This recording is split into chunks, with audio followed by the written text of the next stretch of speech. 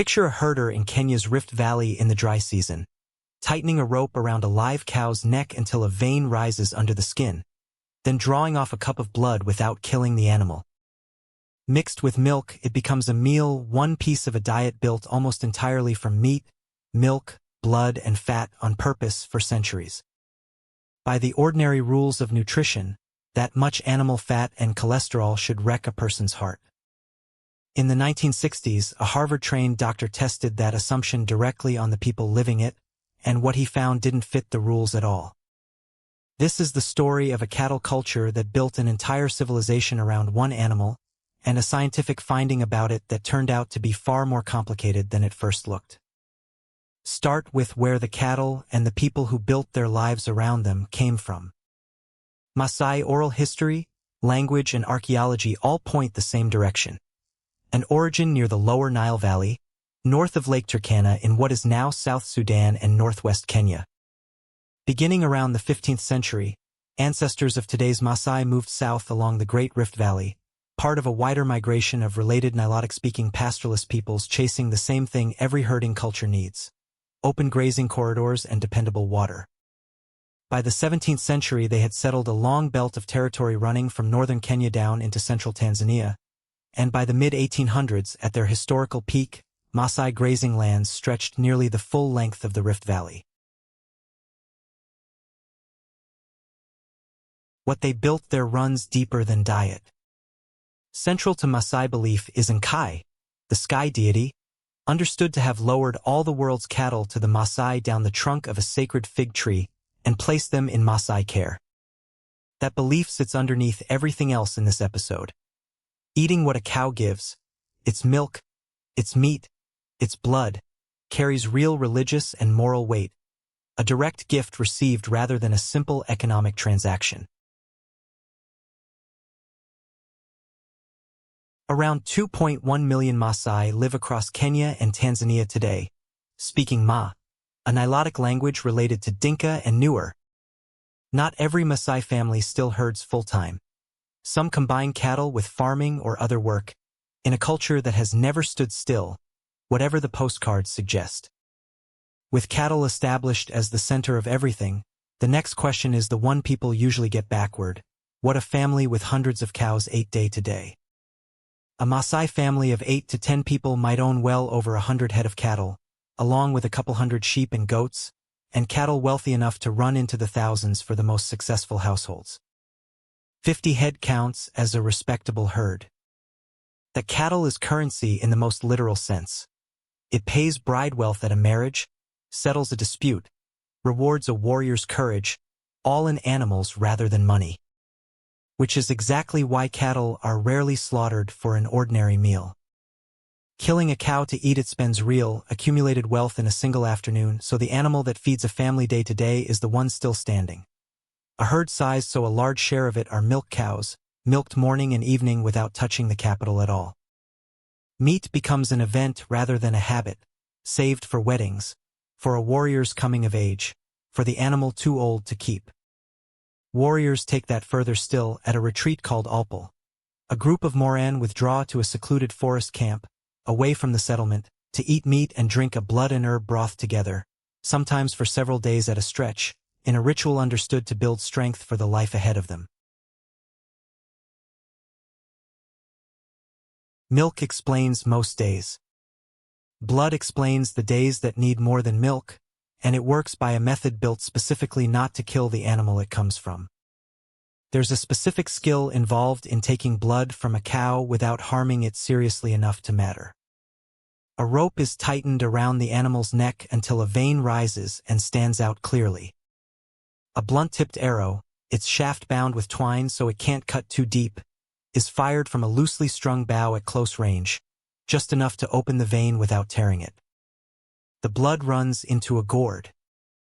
Then the wound is packed with a wad of mud and dung, and within days the animal has healed. Herders rotate through the herd deliberately, drawing from a given animal only about once a month, so the practice can repeat indefinitely without costing the family a single cow.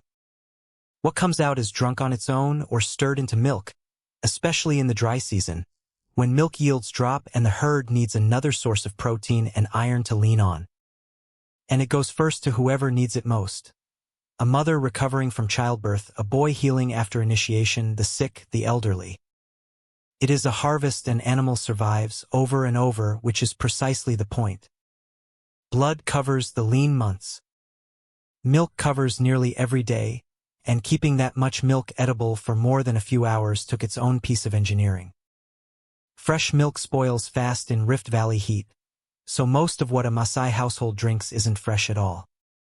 It's kule nauto, raw milk poured into a dried calabash gourd that's been specially prepared first. Its inside charred and rubbed with a burning stick, traditionally from the Olea africana tree, until a layer of charcoal lines the wall. That charcoal is doing real work, not just tradition for its own sake. It seals the gourd's porous walls closer to airtight, and its antibacterial residue suppresses the spoilage organisms that would otherwise compete, while leaving the wanted lactic acid bacteria free to do their job undisturbed. 5 days or more of spontaneous fermentation later, with no starter culture added at all, the milk has turned tangy, taken on a faint blue tint, and picked up a smoky flavor considered a mark of a well-made batch. People drink 2 to 3 liters of it a day in some accounts, which makes kule nauto less a specialty product than the actual daily bread of the culture, standing in the exact role a loaf or a bowl of rice fills elsewhere in this series. All of that, meat rarely, blood monthly, milk constantly, adds up to a diet extremely high in animal fat. In the 1960s, a doctor from Harvard went to go find out what that does to a person's heart. George Mann had worked on the Framingham Heart Study before he led expeditions to Maasai communities in Kenya and Tanzania across the 1960s and 70s, testing the era's confident assumption that a diet this heavy in animal fat and cholesterol had to be dangerous. In his landmark 1964 study, his team drew blood from 388 Maasai men and boys. Only 8 came back with cholesterol above 200 milligrams per deciliter, a level common across the United States at the time. The average sat around 135. Nearly 400 electrocardiograms turned up almost no clinical sign of heart disease at all.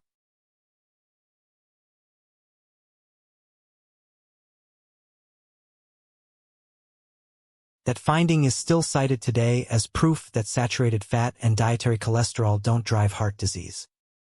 Later researchers went back to the numbers and found the story wasn't nearly that clean.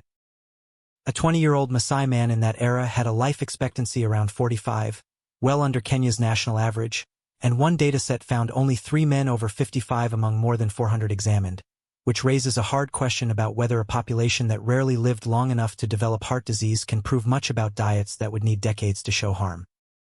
Physical activity measured at nearly 2,600 calories a day beyond basal need, something close to a daily marathon, is independently protective on its own and isn't something anyone gets from a change in diet alone.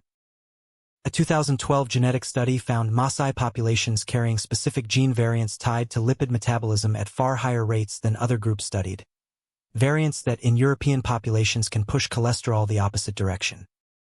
Malaria, tuberculosis, and other chronic infections common in the communities Mann studied independently suppress cholesterol readings. And the diet itself wasn't what modern carnivore diet advocates who cite it now eat. One detailed breakdown found it drawing roughly 42% of calories from dairy and only about 9% from meat, milk-heavy rather than meat-heavy, which is the opposite of the diet built in its name today. None of that erases Mann's numbers. They were real, and later researchers measuring the same population found similar results. What it erases is the clean story built on top of them, that one striking finding from one population, in one place at one moment in history, could stand in for how any human body handles a lifetime of animal fat. That same cattle culture the diet is built on has spent more than a century losing the ground it depends on, and that story isn't over.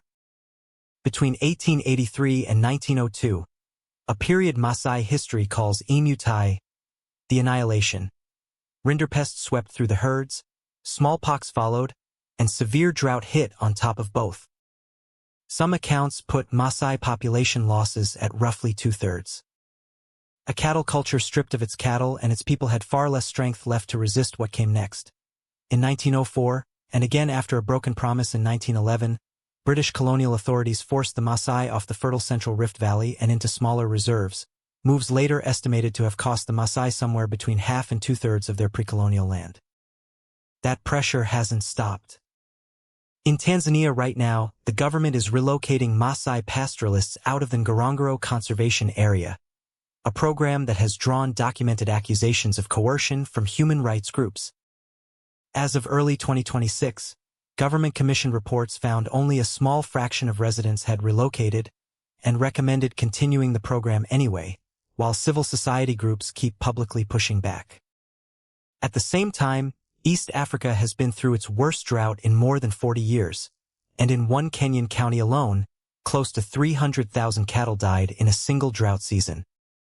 Herds that took generations to build can disappear in one bad year. That isn't a story about a way of life fading into the past. Some Maasai families now combine herding with farming or fishing. More drought-resistant camels are showing up in some herds alongside cattle. People are adapting to real pressure in real time, the way living cultures do when the ground under them keeps shifting. A doctor drew blood from 388 men in the 1960s and thought he'd found proof that fat doesn't matter. What he'd found was a population shaped by genetics, infection, activity, and a diet that was mostly milk rather than mostly meat, all tangled into one clean-looking number. That's usually how it goes. The parts of a food system that look simplest from a distance, one animal, one gene, one number on a lab report, tend to be the parts hiding the most once you look closely. The Maasai built a civilization on cattle they don't casually eat, drink blood from animals they keep alive on purpose, and are fighting right now this year to keep the land that whole system depends on. So here's a question worth sitting with. When the story of what a people ate gets reduced to one striking fact, a cholesterol number, a cup of blood, what does that shorthand leave out about the people who built the system around it?